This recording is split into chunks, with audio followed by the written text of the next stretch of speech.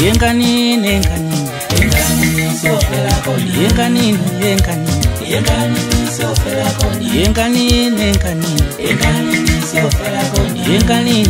Ngikubingelela ngiphinde ngikwamukele embukelweni Ndobane TV. Siyathokoza ukuthi usubscribe kule channel yakho ngaphambili. Kuyintokozo kakhulu ukuba nawe mfowethu osasijoyina ukuqala kule channel yethu. Sacela mfowethu ukuthi usubscribe ukuze ungaphutha nayo yonke video esifakayo kule channel yethu. Nazi engiza nazo engiyithatha kumthombo othembekile. Abantu abaningi kade behleli bezibuza lana ukuthi ke ngabe indomandomane laphana uDr Khehlelezi ngabe ke uthuluthini njengoba ke icala likangizwe lizobe likusasa laphana ke indomandomane ke isize yaphumela ubala mbukelo othandekayo ke laphana ke yasho ukuthi ke hayi kusasa impela kocaca laphana ke ithi ke ayihleli laphana iyaphahla kakhulu ukuthi ke icala likangizwe liphumelele laphana uthi ke kungenzeka ke ngokuthembisa kwakhe laphana uDr Khehlelezi uthi kungenzeka ke ngolesihlanu laphana bebe ndawonye laphana nomacingwane laphana kuhlelo lelabalenza laphana kuyivuma FM ekseni ngo4 wayeseke efaka le video ngikufakela yona njengamanje mbukelo othandekayo.